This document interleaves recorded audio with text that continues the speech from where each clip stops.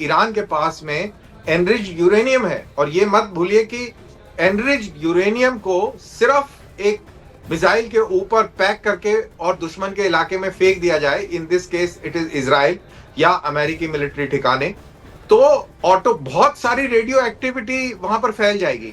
Nuclear bomb होना जरूरी नहीं है, nuclear radiation material, radio active material भी बहुत बड़ा नुकसान पहुंचा सकता है, और ये काबिलियत ईरान के पास है। बहुत ही गंभीर सिचुएशन है पूरे इलाके के अंदर।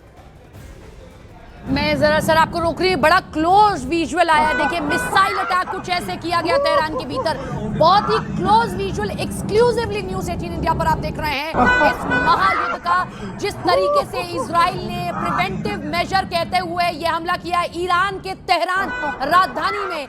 ऐसे ही कई मिसाइल से हमला किया गया, ये देखिए जिसका जिक्र हमारे सभी एक्सपर्ट्स कर रहे हैं कि किस तरीके से ये जो रॉकेट्स हैं, मिसाइल्स हैं, इतनी मारक क्षमता इनकी है कि कहां से ये छोड़े जाते हैं और कितनी दूर तक टारगेट रखने की क्षमता रखते हैं। ये तेहरान के आसमान की तस्वीरें आप देख रहे हैं, कुछ घंटों पहले ये हालत तेहरान की थी, बाबा वार्न किया जा रहा है फाइटर जेट। ये देखिए ये दावा किया जा रहा है हालांकि कि ये अटैक के दौरान गिरा है, ये भी दावा किया गया। कर्नल दानवीर हमारे साथ है। कर्नल, ये लगातार विजुअल हम दिखा रहे हैं, अपने दर्शकों को दिखाते रहे जरा ये विजुअल, आप जरा इसको समझा सकते हैं अगर आप समझ पा रहे हैं कि ये किसी तरीके का फाइटर जेट है? मैं बहुत अच्छी तरह से इसको समझ पा रहा हूँ, मैं उत्सुक हूँ आपको बताने के लिए कि क्या है ये अमेरिका का F-18 ग्राउलर है। और F-18 ग्राउलर, क्योंकि मेरे को इन चीजों की जानकारी है और मैं देख के बता सकता हूँ कि क्या है।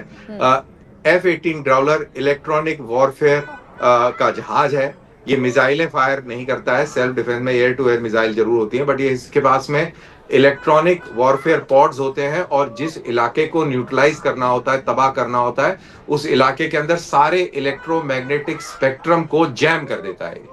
बिल्कुल, ये इस काम के लिए आता है। कर्नल दानवीर, ये बड़ी तस्वीर है, एक एक करके हम ये तस्वीरें दिखाते रह रहे हैं। और देखिए अब्राहम लिंकन युद्धपोत से भी अमेरिका ने हमला किया है, ये भी जानकारी सामने आ रही है। हमारे सहयोगी मुर्तजा लगातार हमारे साथ बने हुए हैं। मुर्तजा, जो ये नई तस्वीर है, ताजा तस्वीर सामने आई है, इसके बारे में जरा आप बताइए। देखिए ये ईरान का MiG-29 फाइटर जेट है, और लग रहा है कि ये गिर रहा है क्योंकि पीछे से धुआं निकल रहा है। अब रशियन जेट की एक बहुत बदनाम बात यह है कि इसका जो इंजन है वो बहुत ज़्यादा धुआं छोड़ता है, और ईरान के पास जो MiG-29 जो है उसमें RD-33 इंजन है, पुराना इंजन है, और वो बहुत ज़्यादा धुआं छोड़ता है। इसलिए लग रहा है कि ये जहाज़ गिर रहा है, जबकि ये जहाज़ जो है मेरे ख्याल से इस वक्त एयर डिफेंस रोल में वहाँ पर एक्टिव कर दिया गया है। बिल्कुल, तो ये देखिए ये बड़ी तस्वीर निकल करके सामने आ रही है, एक एक करके 4 तस्वीरें आपके सामने हैं, 4 बड़े अपडेट भी हम आप तक पहुंचा रहे हैं। देखिए जो ये जंग की शुरुआत हो गई है, यहाँ पर तेहरान के कई ऐसे इलाके हैं जो इस वक्त धुआं हो गए हैं, एयरपोर्ट पर वहां पर धमाका हुआ है। और देखिए ईरान ये दावा कर रहा है मुर्तजा कि उसने इस जेट को मार गिराया है, ये ईरान का दावा है। ये जो तस्वीर हम दिखा रहे हैं,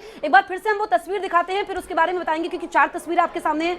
यहाँ पर हम ये जो दूसरी तस्वीर इस वक्त आप देख रहे हैं, देखिए ये जेट, अब इस पर मुर्तजा जो आप बता रहे थे, लेकिन ईरान दावा कर रहा है कि इस जेट को मार गिराया है। अब कौन सा जेट गिराया है मुझे नहीं मालूम, लेकिन जो तस्वीर जो है वो मैं दावे से कहता हूं कि ये जहाज जो है MiG-29 जहाज है, रशिया का बना हुआ, और ये जहाज जो है वो इस वक्त तेहरान या कहीं किसी एयरबेस के आसपास उड़ रहा होगा। जी हाँ, MiG-29 जहाज है। और हम जो नीचे तस्वीर देख रहे हैं, ये टोमाहॉक मिसाइल जो हैं, ये बहुत अमेरिका की सबसे भरोसेमंद क्रूज मिसाइल मानी जाती हैं, और ये मिसाइल जो है वो लॉन्च की गई हैं। बताया जा रहा है कि ये सीरिया और इराक के रूट से जो हैं ये ईरान में दाखिल हुई हैं, और इन्होंने अटैक किया है तेहरान में या फिर दूसरे शहरों पर। एक नई खबर यह है कि तेहरान से 150 किलोमीटर साउथ में एक शहर है क़ूम, जो आइडियोलॉजिकल एक बहुत बड़ा सेंटर माना जाता है ईरान का, वहाँ पर अटैक हुआ है, मिसाइल अटैक हुआ है, एयर अटैक हुआ है, ये भी नहीं मालूम, लेकिन वहाँ पर हमला हुआ है। अब क़ूम से 30 किलोमीटर दूर पे फोर्दो न्यूक्लियर साइट है, वही साइट जहाँ पर अमेरिका ने मिडनाइट हैमर नाम का ऑपरेशन चलाने का दावा किया था, और उसमें ईरान के तमाम जो उसके न्यूक्लियर संसाधन थे वो ख़त्म करने का दावा किया था। वहाँ पर भी हमले की खबर आ रही है। बड़ी खबर बता दें अपने दर्शकों को, इस वक्त की एक बड़ी खबर आ रही है इजराइल वॉर पर। इजराइल में भारतीय दूतावास ने एडवाइजरी जारी कर दी है। इजराइल में ये एडवाइजरी भारतीय दूतावास की ओर से जारी की गई है अपने तमाम उन लोगों के लिए जो वहां पर रहते हैं। भारतीय नागरिकों को सतर्क रहने की सलाह दी गई है। ये एक नंबर है जो जारी किया गया इमरजेंसी नंबर, हमारे सभी दर्शकों को हम ये नंबर दिखा रहे हैं। अगर आपका कोई भी वहां पर रहता है तो ये उन नंबरों पर कांटेक्ट कर सकते हैं। इमरजेंसी के लिए ये नंबर जारी किया गया है। भारतीय नागरिकों को सतर्क रहने की सलाह दी गई है। हालांकि वहां की जो आईडीएफ है सायरन बजा रही है, बंकरों में जाने के लिए कह दिया गया। कर्नल दानवीर हमारे साथ में लगातार बने हुए। कर्नल, जरा एक बात समझाएं, अब इस वक्त जो मिडिल ईस्ट के देश है उनका रोल बड़ा इंपॉर्टेंट हो जाता है। जरा जल्दी से आप बता दें कि अमेरिका के साथ खड़ा कौन दिखाई दे रहा है, न्यूट्रल स्थिति किसकी है इस वॉर में?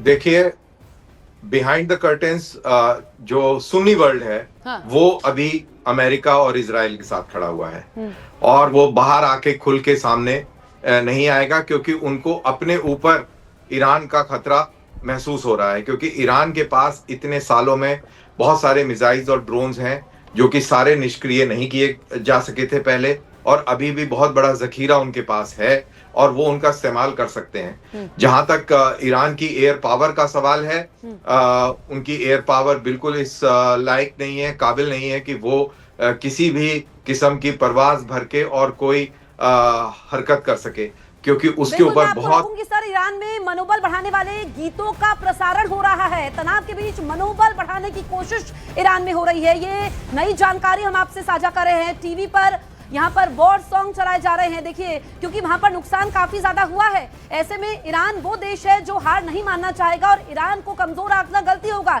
इसी बीच जो वहां पर तनाव है उसको लेकर के बड़ी जानकारी सामने आ रही है कि टीवी पर वॉर सॉन्ग का प्रसारण वहां पर हो रहा है। ईरान में मनोबल बढ़ाने वाले गीतों का प्रसारण हो रहा है। देखिए, क्योंकि जंग तो शुरू हो चुकी है और ईरान सीधे कह रहा है इजराइल से कि शुरू तुमने किया है, खत्म हम करेंगे।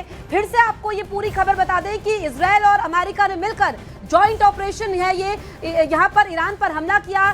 30 से ज्यादा इलाकों में हमला किया गया है और तेहरान देखिए धुआं धुआं हुआ है, जिसमें खामेनेई जो कि ईरान के सुप्रीम लीडर है अली खामेनेई, उनके घर को उड़ाया गया है। इस बीच ईरान में जो तनाव है, मनोबल बढ़ाने वाले गीतों का प्रसारण हो रहा है। तनाव के बीच यहाँ पर मनोबल बढ़ाने की कोशिश है। वहाँ के नागरिकों के लिए वॉर सॉन्ग का प्रसारण हो रहा है, क्योंकि वो वहाँ पर जो जवान इस वक्त मौजूद है। और बड़ी तस्वीर निकल करके सामने आएगी, क्योंकि ये तो अभी शुरुआत भर है। आप देखिए कि ईरान पलटवार जरूर करेगा। ऐसे में ईरान की रणनीति क्या रहने वाली है, क्योंकि इजराइल ने खामेनेई के घर को उड़ाया है और जो जानकारी मिल रही है कि इजराइल के टारगेट पर ईरानी लीडर्स है। खामेनेई जो कि इस वक्त देश में नहीं है, ये जानकारी सामने आई। और देखिए कि ईरान पर हमले की 10 बड़ी बातें भी हम आपको बता रहे हैं। एयरपोर्ट पर हमला होता है, ईरानी राष्ट्रपति के आवास पर हमले का दावा किया गया है। तीसरी बड़ी खबर यह है कि ईरान के मंत्रालय को यहां पर टारगेट किया गया है। तो ये आप देखिए कि इजरायली एयरफोर्स ने तेहरान में कई ठिकाने तबाह कर दिए हैं। IRGC से जुड़े ठिकानों पर यह हमले किए गए हैं। ये बड़ी जानकारी इस वक्त हम आपको बता रहे हैं। मध्य तेहरान में दर्जनों लक्ष्यों पर स्ट्राइक की गई है। तो एक के बाद एक धमाके वहां पर सुने जा रहे हैं। दूसरे हिस्सों में भी हमले हुए हैं। अभी तक हम देख रहे थे कि इस्फहान में हमला हुआ है, तेहरान में कई ठिकाने तबाह किए गए हैं, लेकिन अब ये स्ट्राइक दूसरे हिस्सों तक भी पहुंच रही है। जो IRGC से जुड़े ठिकाने हैं वहां पर हमला किया गया है, दर्जनों लक्ष्यों पर स्ट्राइक की गई है। मुर्तजा हमारे सहयोगी लगातार हमारे साथ बने हुए हैं। मुर्तजा, अब ये दूसरे हिस्सों तक पहुंच रही है, यानी कि इजरायल को मालूम है कि ईरान पलटवार करेगा, उससे पहले जितना नुकसान वो पहुंचा सकते हैं पहुंचा रहे हैं। देखिए, इस वक्त तो इजराइल की तरफ से जो हथियार इस्तेमाल किए जा रहे हैं उसमें 2 बड़ी मिसाइलों की मुझे लगता है इसका इस्तेमाल हुआ है। एक है गोल्डन होराइजन, जिसकी रेंज जो है 2000 किलोमीटर करीब है।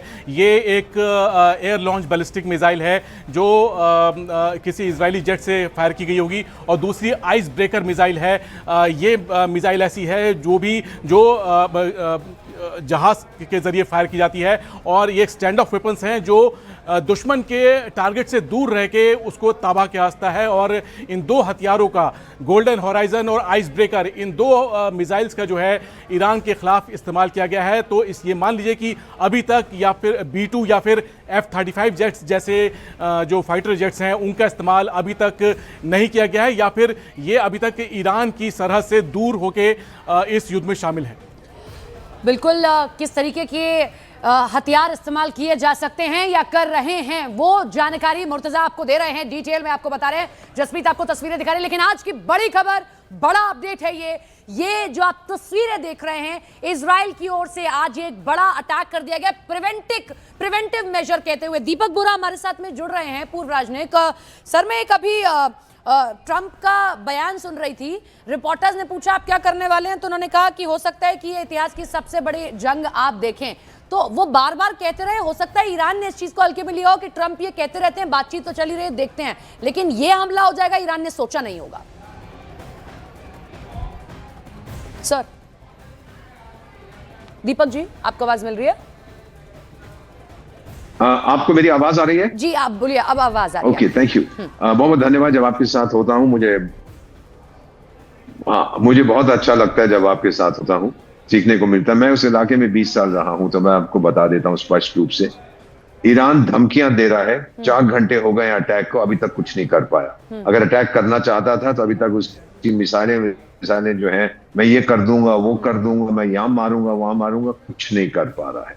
पहली चीज ये। दूसरा, चाइना ने कल अपने सारे नागरिकों को कहा कि देश छोड़ के, ईरान छोड़ के भाग जाओ। ये लोग वहां डिफेंस की मिसाइलें जो भी कुछ करने की कोशिश कर, सबको वापस बुला लिया। चीन भी नहीं भिड़ेगा इसके अंदर। तीसरी चीज मैम, रूस ने खामोश है। और फाइनली इजराइल और अमेरिका ने जो मिल हमला किया है, अगर ईरान ने कुछ कर, याद रखिए मुल्ला रेजिम को 46 साल हो गए वहां, और मेरे जो ईरानियन दोस्त हैं वो पूछते हैं हमें क्या मिला है, हमें अल्लाह के अलावा और क्या मिला है? ना हमें भोजन मिलता है, महंगाई बढ़ती जा रही है, ना नौकरियां मिलती हैं। हमें ये रेजिम नहीं चाहिए। हम मतलब एक व्यक्ति की ईगो ने पूरे देश को बर्बाद कर दिया, आप ये कह रहे हैं? यादगार बड़ी कमजोर होती है। आवाज आ रही है आपको सर? मेरा अगर उसने हमला किया दोबारा, अभी तक तो इकोनॉमिकली ईरान बर्बाद हुआ है। अगर ईरान ने लड़ने की कोशिश की तो उसका इंफ्रास्ट्रक्चर खत्म हो जाएगा।